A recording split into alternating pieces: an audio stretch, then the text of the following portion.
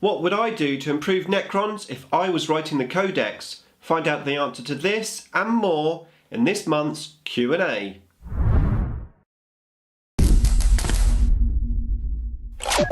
Nick speaking, and welcome to this video. Right, time for another Q&A. Really looking forward to this one. Got loads of great questions to answer. Before that though, if you would like to keep up to date with the wonders of Warhammer 40k, then please give me a sub and hit the bell button so you don't miss an episode.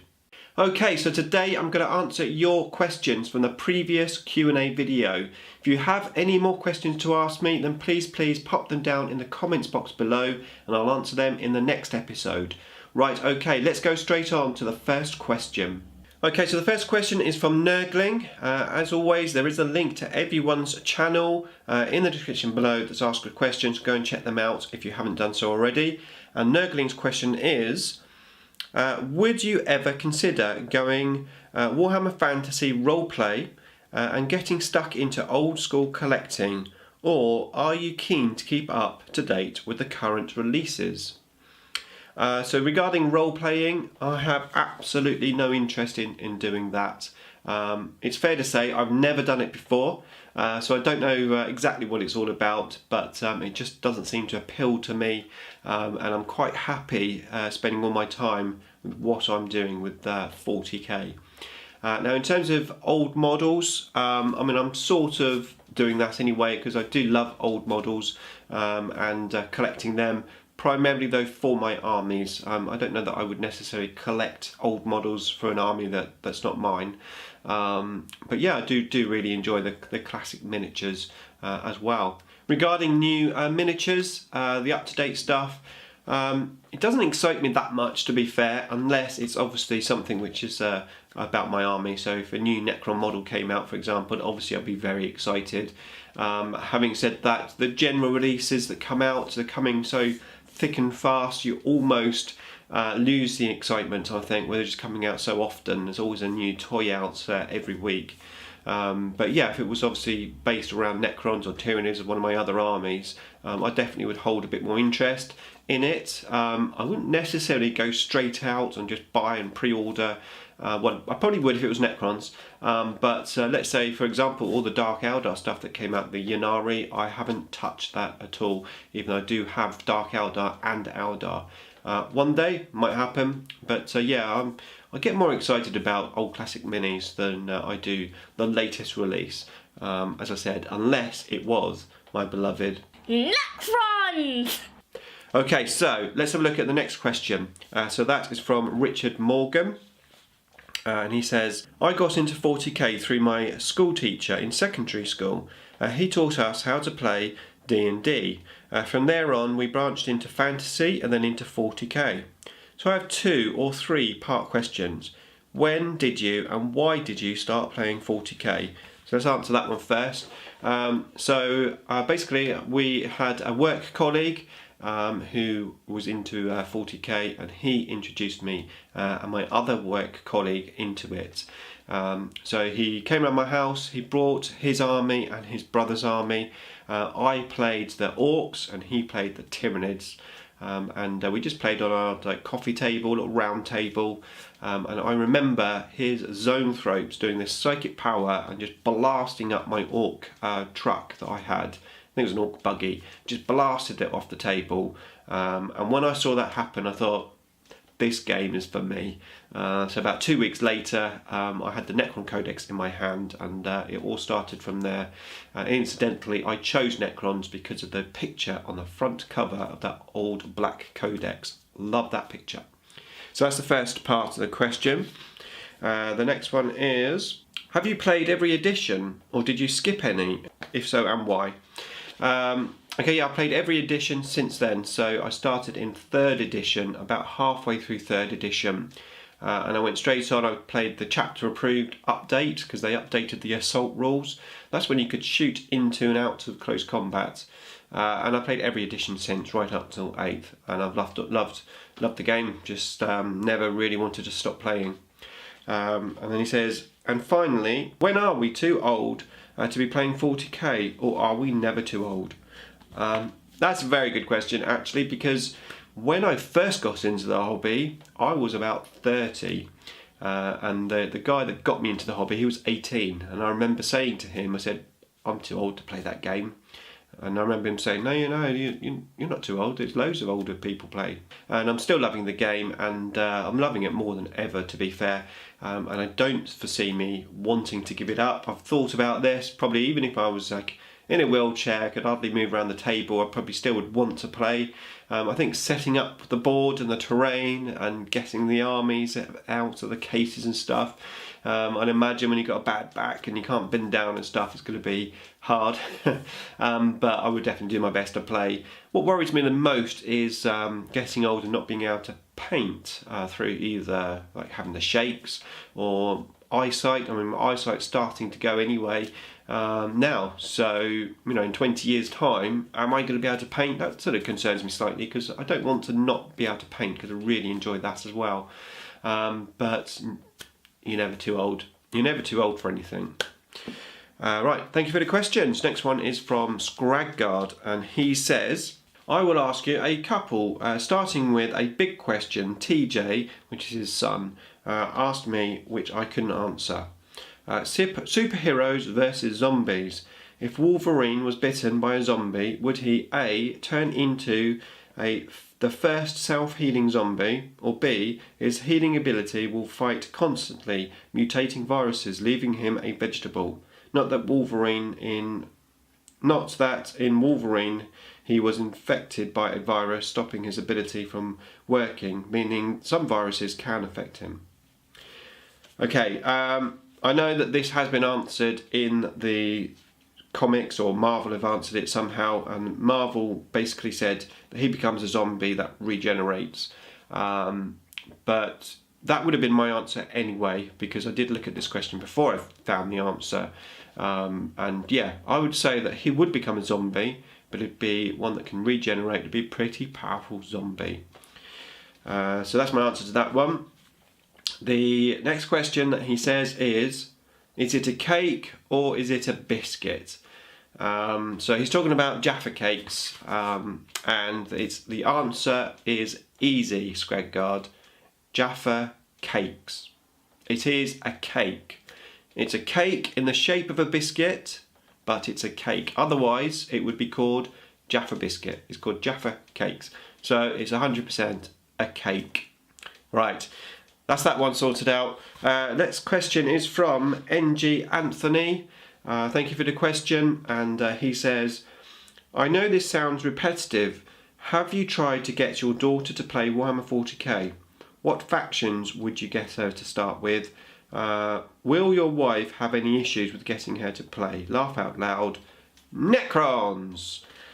So, yes, I'm not sure when this video is going to be going up, but my daughter is now starting to get into 40k, and there's a video either gone up or coming up about it. And in terms of what army would I get her into, I wouldn't get her into any army. I'd let her choose. And she'll probably, because of her age, is 9, just turned 9, she'll just choose from the look of the models. And I did give her an old Games Workshop like catalogue. She flicked through and she chose Night Lords. So yeah, she apparently wants to do a Night Lords army. I think she was attracted to the Marines that had these like wings on their backpacks. They're quite old ones, because the catalogue was like 2001. But yeah. So Night Lords. Regarding my wife, she has absolutely nothing to do with the hobby, and she probably wouldn't be very impressed, but she wouldn't stop it either. So yeah, that's the answer to that question. Let's have a look at the next one. So the next question is from Joseph Smith, and he says, could you showcase your armies, preferably Necrons? How did you improve your painting? Okay, so yeah, showcase my armies is going to happen. I've got a very old video. Actually, when I first started doing YouTube, I did a Necron showcase army, and of course since then it's grown. My plan is, once these units that I'm painting at the moment are all finished, which means I have nothing else to paint apart from a Ghost Ark, but I think I'm going to turn that into a piece of terrain.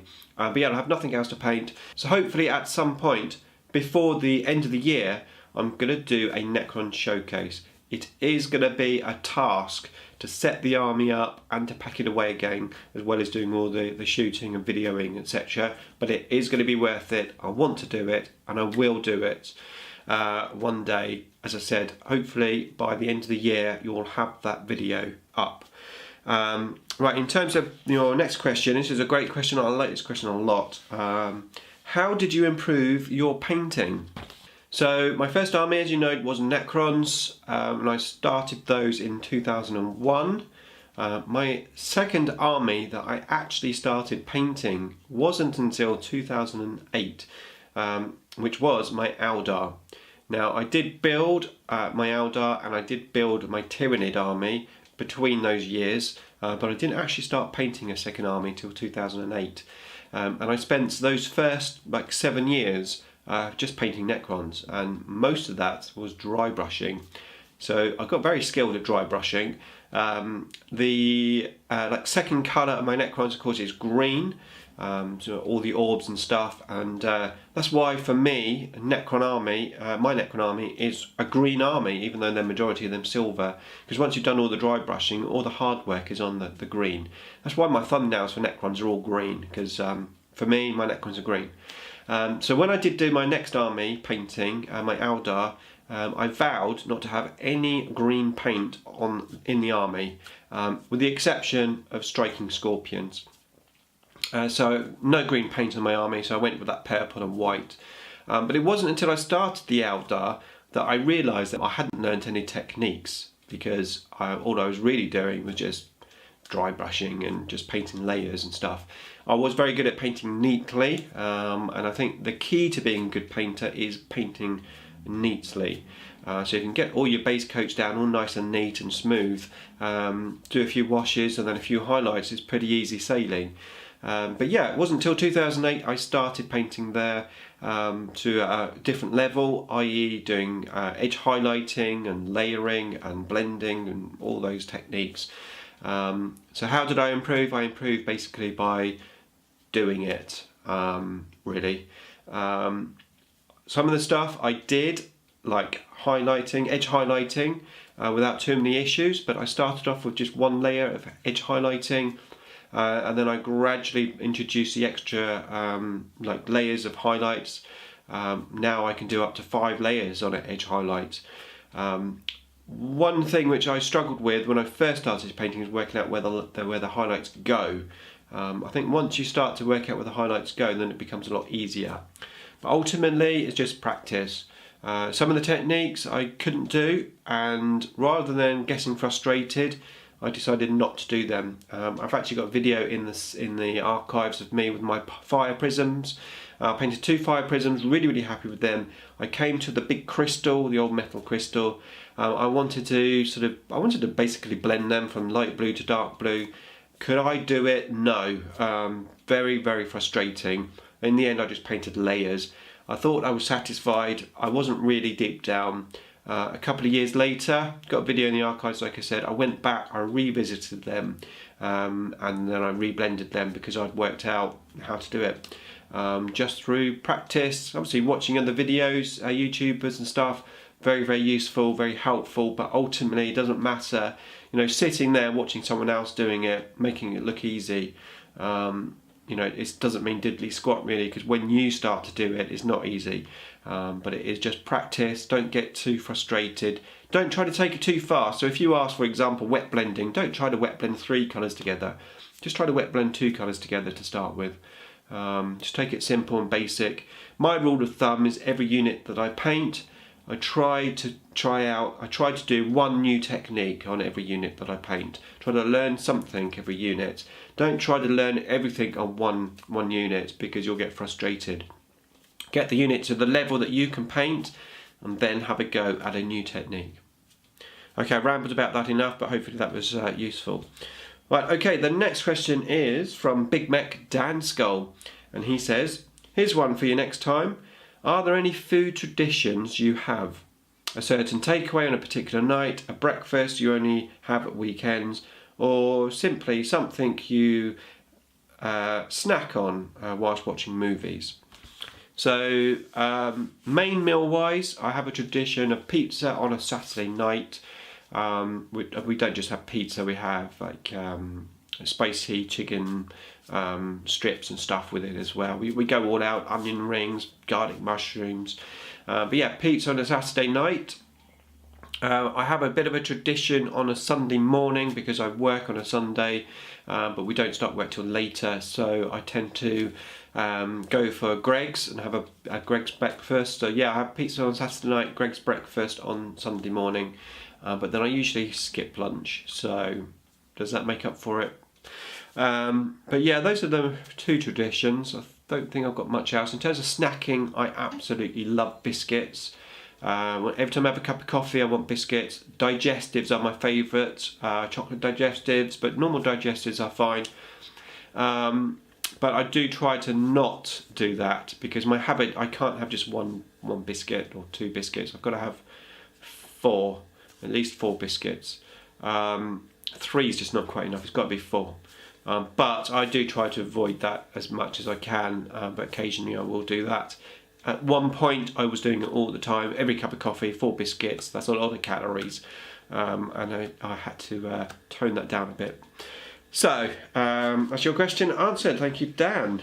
Next one is from David Martin, and he says, if you could create a new race for 40k, what type would you choose and why? And that is another great question. I have an instant answer because I've been thinking about it ever since I saw the film, and that is Avatar. I think it would be really, really cool to have an army of avatars. So we're talking about bigger scale models here, so something even towering over a Space Marine, or now what's a Primaris Marine. You know, an army of really large beings. And I think the avatars, I mean the actual design of the avatars, I think it's really, really awesome. I love the blue skin and that.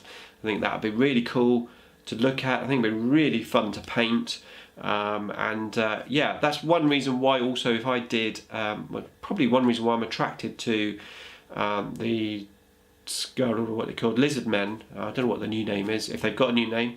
But one reason why I'm attracted to lizard men is because of the blue skin. Yeah, so Avatar, an army of avatars, that would be cool. They could probably have vehicles as well. Maybe they've like stolen the vehicles of the invasion on their planet, and they're using those vehicles, or even those creatures. They've got those big creatures, haven't they, on the planet? Yeah, they could have those in their army. Oh, that would be cool. Yeah, keep it more Xenos. Forget the tank idea from the invasion. Use those big creatures. That would be cool. Right, okay, that's my answer. Next question is from Paranormal Stupidity, and he says, have you used the Necron Obelisk in 8th edition? If so, was it worth using? So I have used it, and it was worth using. Every model's worth using because they're fun. If they're Necrons, they're fun. Now, I did really enjoy the Obelisk, and I think the Obelisk in conjunction with monoliths is a really nice combo because you've got no AP on the Obelisk, but you do have AP on the monolith, so it's quite nice to have those two options. But yeah, I definitely do like it. Obviously, I've now made the Win with Necrons video on the Obelisk. I put that up there if you want to have a check that out. But yeah, definitely worth using. Yeah. Okay, next question is from Atomicdog Scout Model Freak from Brian, and he says, if you have a chance to create your own weapon for 40k, what would it be? So there's a weapon which I've seen in Star Trek Beyond, which I like. It's what that girl uses, where she can sort of phase out and move position. So it's not so much a killing sword or a killing weapon, but it's more about the trickery side of things. I think that'd be really cool. So I can imagine that's a bit like a warp spider, I suppose, but they use their jump packs, don't they? But imagine that you've got a character, and every time someone shoots at it, it can move and be really difficult to kill. So maybe more of a defensive weapon, but that would be my answer. I think I'd called it a phase sword. Phase staff. Phase staff. There you go. Thank you for your question, Brian. Next question is from DZ Sabre, I know you run an annual terrain square competition, but do you build terrain often outside of the event? So yes, just in case you're new to my channel, you don't know, every year on the 1st of March I do a terrain making competition. Some awesome prizes and a good opportunity to build some terrain.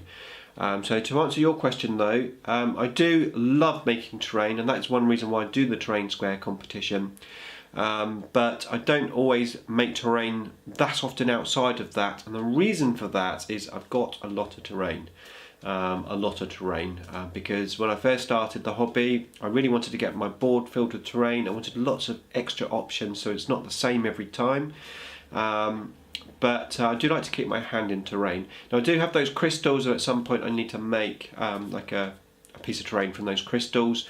Yeah, I can't, apart from that, I don't see me doing too much terrain unless there's some sort of challenge on from one of the YouTubers, like I did the Frost and Fists challenge, cheap terrain. I did the Scrag Guard terrain, the Bitsbox terrain. So yeah, the answer is basically not really, but I do use that terrain competition to help me make more terrain, because I do love making terrain. So the next question is from Andreas Peahc, and he says, would you rather be a captive to a Drukhari or a Slaaneshi cultists wanting to prove themselves to their guard? I'm going to have to say Slaanesh, obviously, because that's my new army. So I'm going to say Slaanesh. Yeah. Slaanesh. Is there any other god? Okay, next question is from Darth Bretticus. And he says, what direction do you think Star Trek should go on TV and in the movies? Would you like to see a Star Trek skirmish game?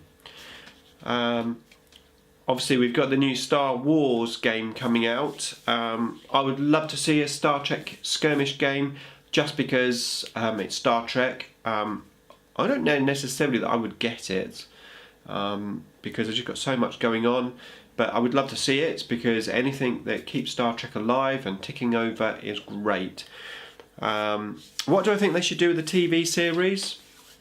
It's a hard one. They've covered a lot of bases, haven't they? I think I would like to see even further into the future, maybe a bit more now. The last couple of seasons, series, they've gone back in the past. Nothing wrong with that. It's cool. I liked it. I personally really liked Enterprise. Very gutted that they cut that short. It was axed.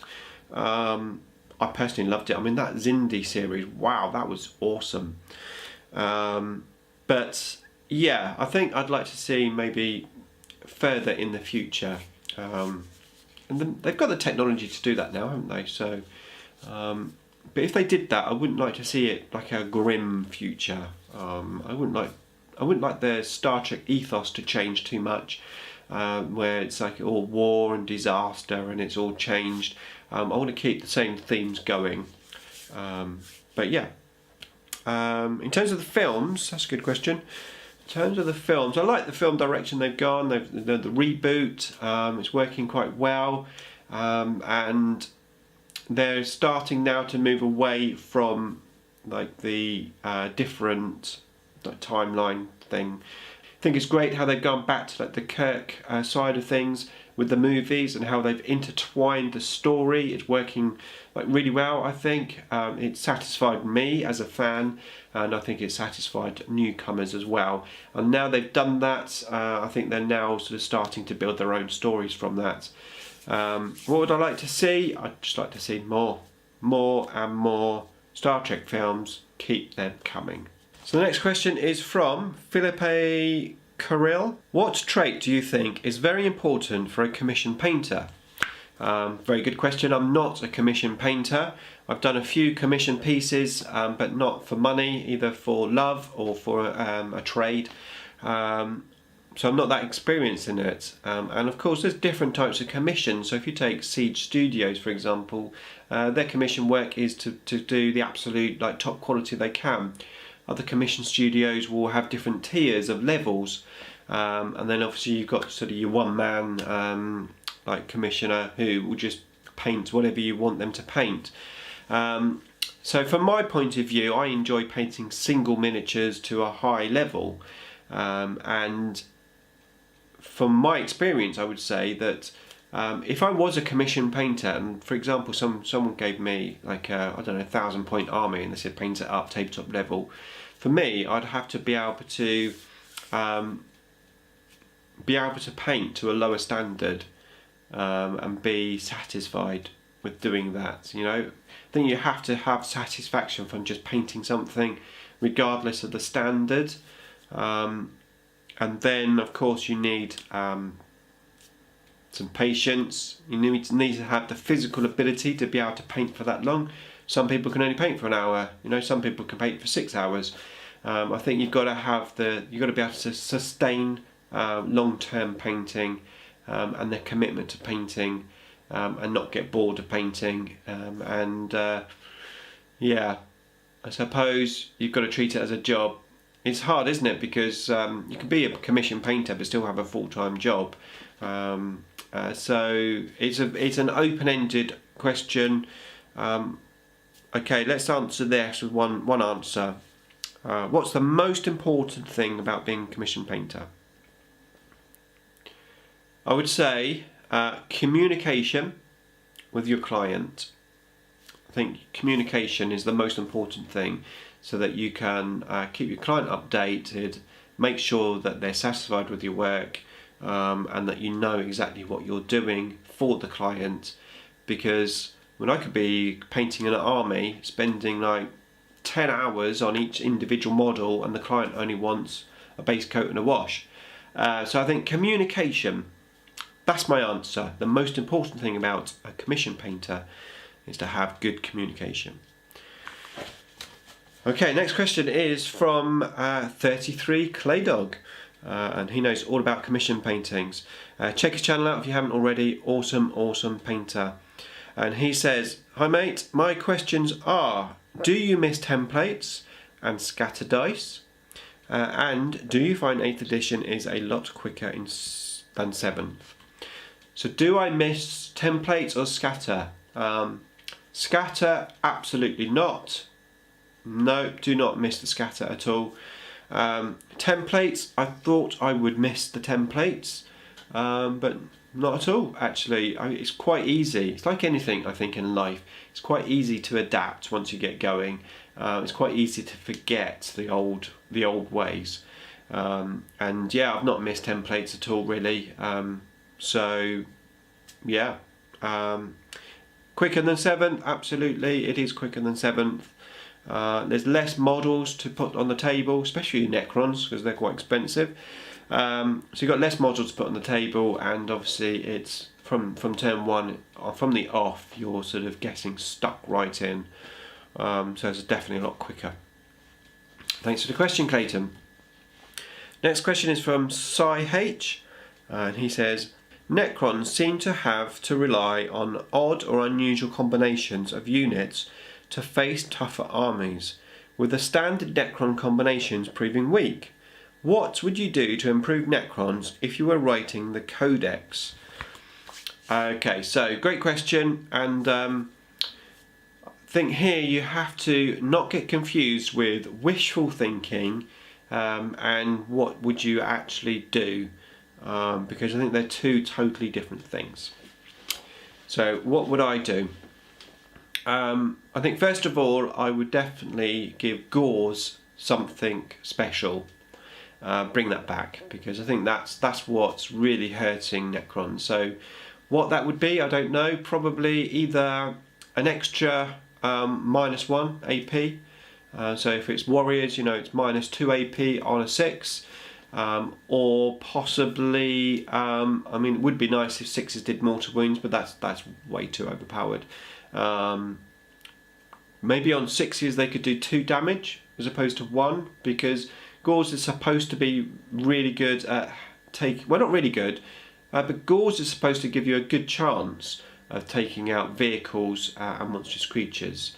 That's what Gauze used to be. So yeah, maybe either 2 damage on a 6 or -1 on a 6. Give us something back with Gauze, and I think that would really help us out with the sort of the anti-tank problem that we have at the moment.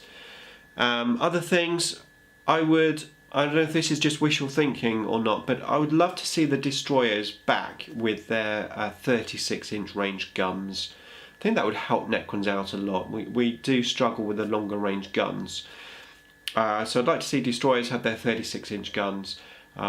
Personally, I would bring back the Veil of Darkness, because I think that's just an awesome piece of war gear, and we've got a lot of characters and stuff now, but I think that would just bring a lot more character to the army, and something we've always had. We've lacked movability sometimes. Yes, okay, we've got the special character that can teleport, but I think availability of a Veil of Darkness would be nice. So bring back a Veil of Darkness.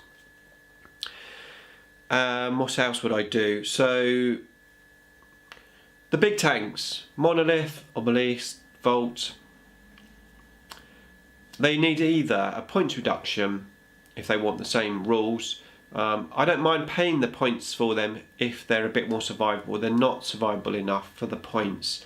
They either need a 2+ save, they need either quantum shielding, or an invulnerable save. But Necrons don't have an invulnerable save. I don't think I'd give them an invulnerable save. I say they don't have them. We've got limited, but not army-wide. So I think either a 2+ save or quantum shielding. And they're big tanks. I think they should have at least D3 living metal, if not 3 wounds for living metal. I think 3 wounds living metal would be good. D3, fair enough. If you want to keep them at the same points, if you want them points. Otherwise, they need a reduction in points. I mean, the Monolith needs to be 300 points, especially with the risk of having your unit left on the tomb world and being destroyed. You know, or let's bring down that unit turn 1. You know, the turn the Monolith comes down, they can teleport another unit through.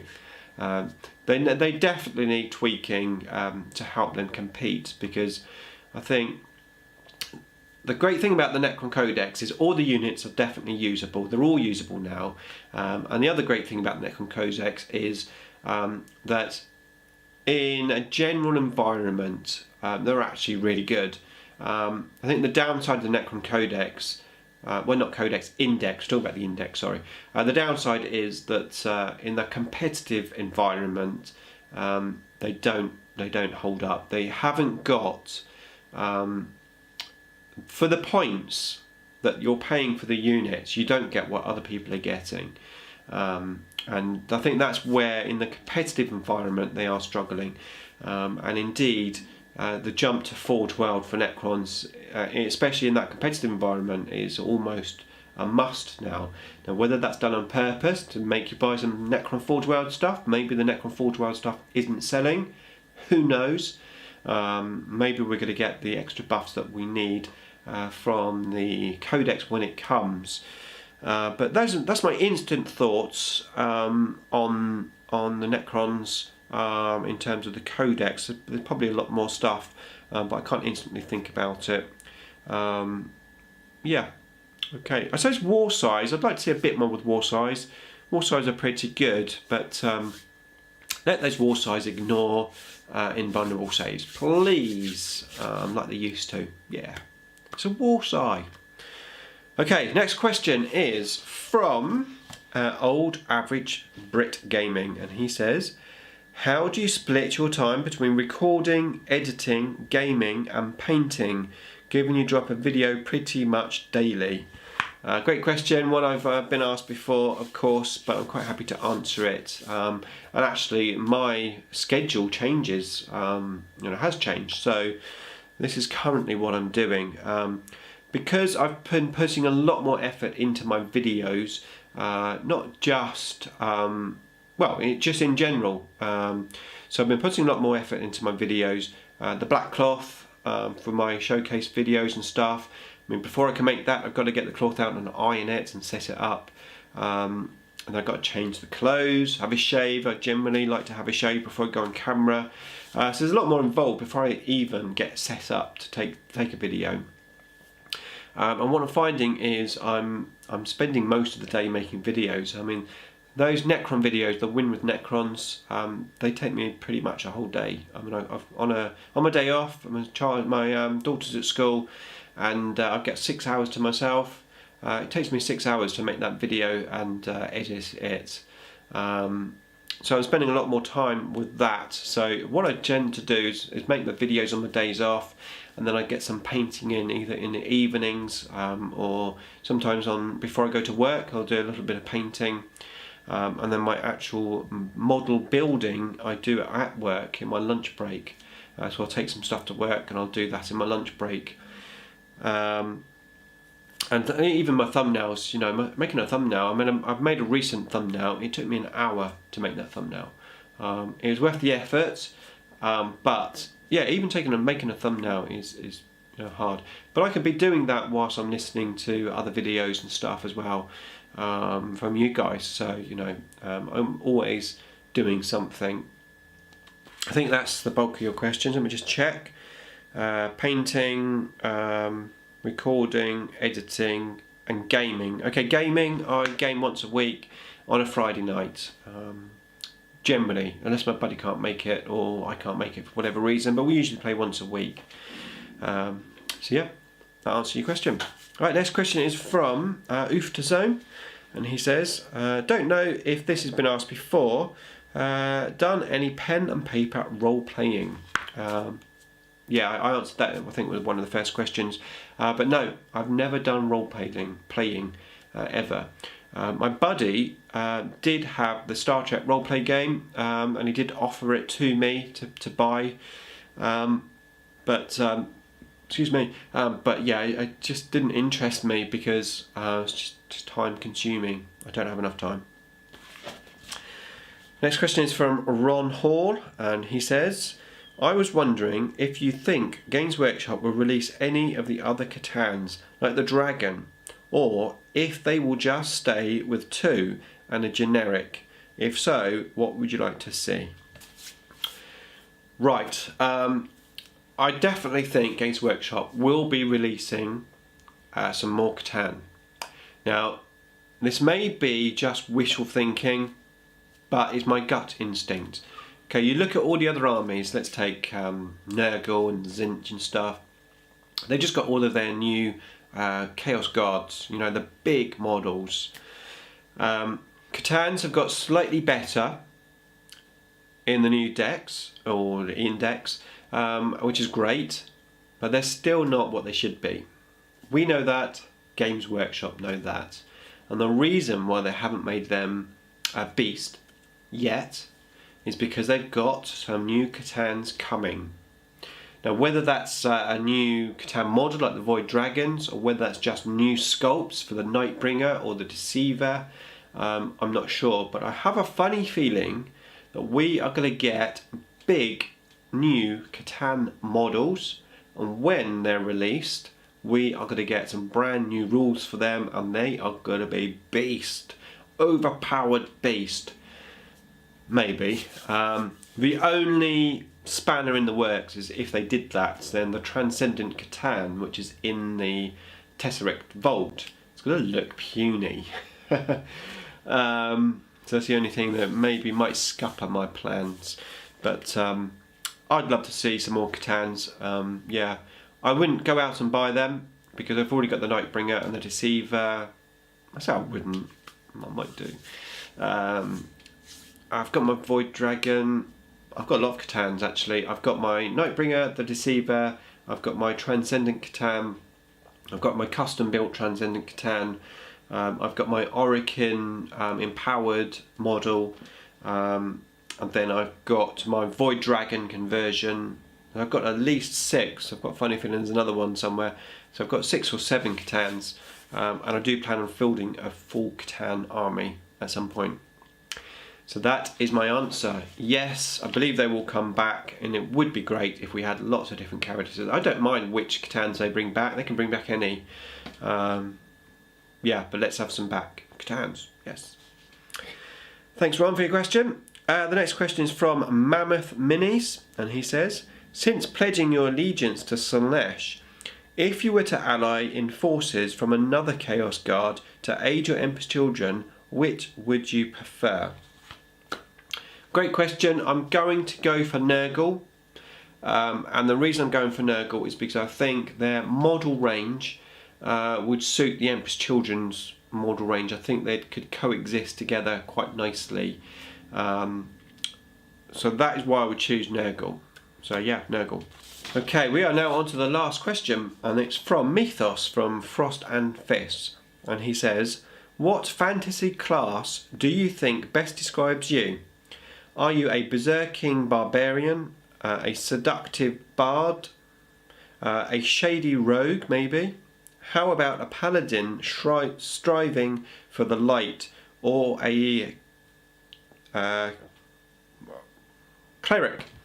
Eyesight, sorry guys. Or a cleric that loves to take care of others. Who would you see yourself as, and who would you like to be? Okay, thank you for the question, Mythos. I don't really know much about fantasy. So, yeah. This is going to be a tough one to answer, to be honest. You always give me tough questions, Mythos. Give me an easy one, please. Okay, so.